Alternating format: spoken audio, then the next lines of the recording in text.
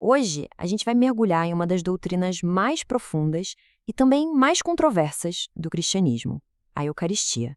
Por séculos, essa pergunta sobre o que realmente acontece durante a Eucaristia tem sido, um ponto central para a teologia e para a fé de muita gente.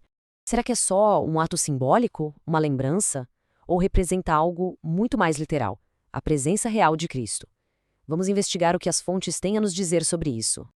Ok, para começar, vamos direto para os textos fundamentais lá no Novo Testamento, onde essa prática toda foi instituída. As fontes batem muito numa tecla crucial. Na última ceia, as palavras de Jesus foram bem diretas. Ele não disse isto representa ou isto simboliza. Ele disse isto é o meu corpo. A escolha desse verbo é, o ponto central do argumento de que não se tratava de uma simples metáfora. E um ano antes da última ceia, a coisa fica ainda mais intensa. Jesus preparou seus discípulos com um ensinamento tão radical, mas tão radical, que chegou a causar uma divisão entre os seguidores dele. E o que é mais impressionante aqui é que quando a multidão começou a questionar como assim ele pode dar a carne dele para comer, Jesus não voltou atrás. Ele não explicou que era uma metáfora.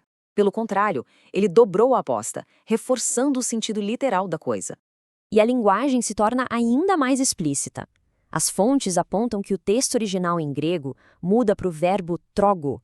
Isso não é só comer, não. É um termo muito mais visceral, que significa mastigar, roer. A escolha dessa palavra parece ter sido bem intencional, para enfatizar um ato físico, afastando qualquer interpretação que fosse puramente simbólica. E a reação a isso foi imediata e foi severa. Muitos dos que o seguiam simplesmente foram embora, chocados. Isso sugere que eles entenderam as palavras ao pé da letra. É um contraste gritante com outras metáforas que Jesus usou, como "eu sou a videira", que, apesar de poéticas, não fizeram ninguém ir embora escandalizado. Décadas mais tarde, a questão volta à tona. São Paulo faz um alerta seríssimo à igreja de Corinto. Quem come o pão ou bebe o cálice de forma indigna comete uma ofensa contra o próprio corpo e sangue do Senhor. Pensa bem, esse aviso tão grave não faria muito sentido se fosse só um pedaço de pão simbólico, concorda? Então, como é que essa afirmação tão radical de uma presença real e física é explicada pela teologia? A Igreja Católica articula esse mistério por meio de uma doutrina chamada transubstanciação. Vamos tentar entender como isso funcionaria. Para sacar essa ideia, a teologia usa uma distinção que vem da filosofia.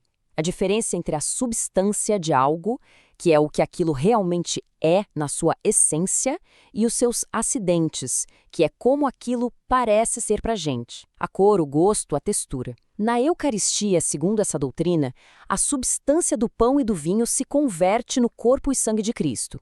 Enquanto isso, todos os acidentes, tudo que a gente percebe com os sentidos, continuam exatamente os mesmos.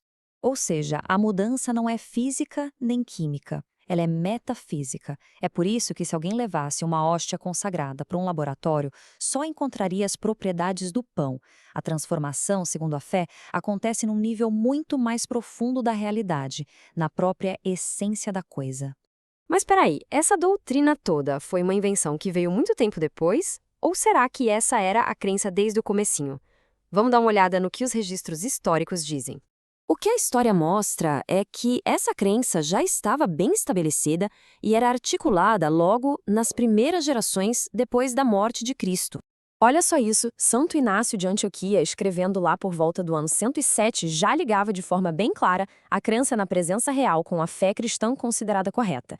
Ele usava isso como um critério para identificar grupos que considerava hereges, porque eles não confessavam que a Eucaristia é, de fato, a carne de Cristo. Meio século depois, ao defender o cristianismo na frente do imperador romano, São Justino Mártir foi super direto. Ele explicou que os cristãos não recebiam aquilo como pão e vinho comuns, mas sim como a carne e o sangue do próprio Jesus. Era uma afirmação muito ousada para se fazer para uma audiência de fora, pagã. Então, o ponto central é este. As fontes que a gente analisou desde as escrituras até os primeiros escritos cristãos apontam sempre para uma crença que vai muito além do simbólico. Elas constroem um argumento não para uma lembrança, mas para um mistério profundo, bem no coração da fé. E é exatamente assim que a tradição encara isso. Não como um problema a ser resolvido pela ciência, mas como um mistério da fé, um conceito a ser contemplado, aceito e vivido. O que nos leva a uma pergunta final, para a gente refletir. Se a Eucaristia não é apenas um símbolo, o que isso realmente muda? Como é que a crença em uma presença divina real e física no meio do mundo impacta a compreensão da fé, da adoração e da própria realidade?